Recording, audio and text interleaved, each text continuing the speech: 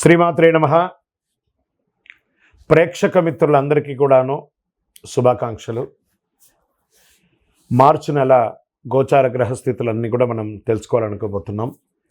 ఈ 12 రాసులకి ఎలా ఉండబోతున్నాయి, ప్రతి ఒక్కరికి కూడాను మేము తయారు చేసినటువంటి యొక్క ప్రిడిక్షన్ ఏదైతే మేము ఉన్నామో అందరూ బాగుండాలని అన్ని వర్గాల వాళ్ళని దృష్టిలో పెట్టుకొని గోచార గ్రహస్థితి ప్రకారంగా ప్రిడిక్షన్స్ అనేది ఇవ్వడం జరుగుతుంది.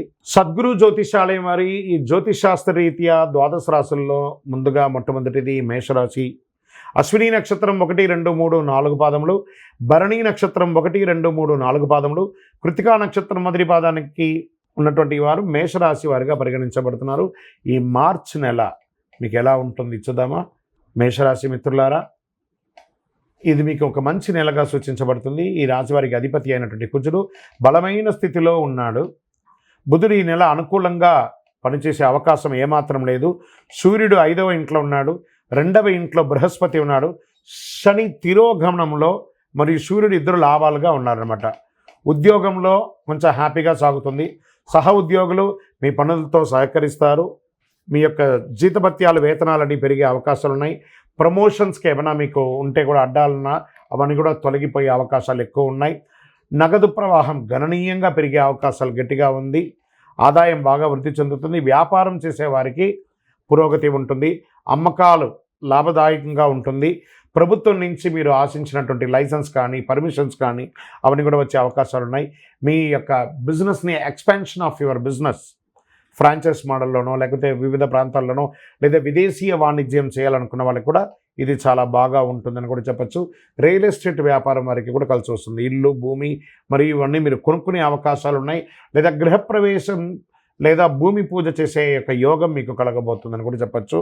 సమాజంలో ప్రముఖులు, ముఖ్యస్తుల యొక్క పరిచయాలు పెరుగుతాయి. ఆర్థిక వ్యవహారాల్లో చాలా అనుకూలంగా ఉంటుంది. సమాజంలో పలుకుబడి ఉన్న వాళ్ళతో మీరు కొన్ని పనులు సాధించుకుంటారు. చేపట్టిన పనులు అన్నింటిలోనూ విజయం సాధిస్తారు. కుటుంబ సభ్యులతో శుభకార్యాలకు వెళ్ళే అవకాశాలు ఉన్నాయి. చిన్ననాటి మిత్రుల యొక్క కలయిక ఆనందాన్ని కలిగిస్తుంది. మీకు చిన్నపాటి అనారోగ్య సమస్యలు కనబడుతున్న లివర్కి సంబంధించి కానీ లేదా ప్రాంక్టియస్కి సంబంధించిన కానీ ఇవన్నీ కూడా ఒకసారి చెక్ చేసుకోండి. విద్యార్థులకి ఒక మంచి సమయం అని కూడా చెప్పచ్చు. ప్రేమ వ్యవహారంలో ఉన్న వాళ్ళకి ఇది ఒక సానుకూలమైనటువంటి సమయం అవ్వచ్చు. ఉద్యోగం కోసం ప్రయత్నం చేసే వాళ్ళకి ఇది ఒక మంచి సమయం. నూతనంగా వివాహం అవ్వాలి అనుకున్న వాళ్ళకి ఇది ఒక మంచి సమయంగా చెప్పచ్చు.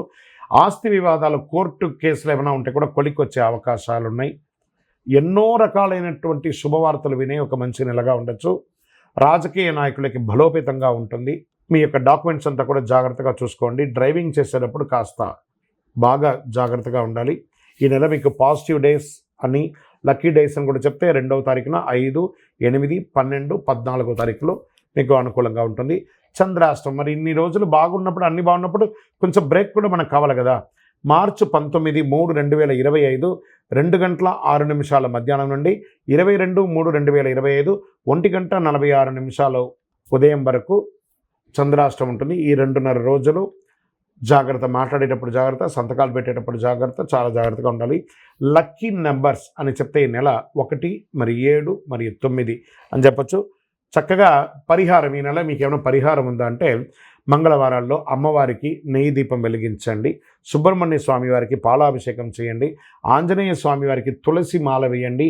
మీ వయస్సు ఎంత ఉందో అన్ని సంఖ్యతో కూడినటువంటి దీపం నువ్వుల నూనెతో దేవాలయంలో వెలిగించండి. ఇంకనూ అతి శక్తివంతమైనటువంటి ఈ కరుంగాళి మాల, ఈ కరుంగాళి మాలను ధరించిన వాళ్ళందరూ కూడా ఆయురారోగ్య ఐశ్వర్యాలతో ఉన్నారు. ఈ కరుంగాళి మాల అవకాశం ఉంటే ధరించండి. అందరూ కూడా క్షేమంగా ఉండండి. విజయోస్తు. ఈ 12 ద్వాదశ రాశి ఫలితాలన్నీ పొందిన ప్రతి ఒక్కరు కూడా ఆయురారోగ్య ఐశ్వర్య భోగభాగ్యాలతో ఉండాలని ఆ అఖిలాండ కోటి బ్రహ్మాండ నాయకుడు శ్రీ ధర్మశాస్త్ర అయ్యప్ప స్వామి వారి 18 అవతారముల దేవాలయం తిరుపతిలో మీకోసం ప్రార్థన చేస్తున్నాం. ఈ దేవాలయాన్ని బ్రహ్మశ్రీ డాక్టర్ చంద్రమౌళి గురుస్వామి గారు జీవకోన అనే ప్రాంతంలో జీవలింగేశ్వర స్వామి సన్నిధానంలో నిర్వర్తించారు. ఇది రైల్వే స్టేషన్, బస్టాండ్ తిరుపతి నుండి 3 కిలోమీటర్ల దూరంలో ఉంటుంది. మీరు తిరుపతికి వచ్చినప్పుడు తప్పకుండా స్వామివారి దర్శనం చేసుకోండి. ఆ భగవంతుని అనుగ్రహం పొందండి. ఆయురారోగ్యంగా ఉండండి, సంతోషంగా ఉండండి. వందే మాతరం, వందే మాతరం, వందే మాతరం.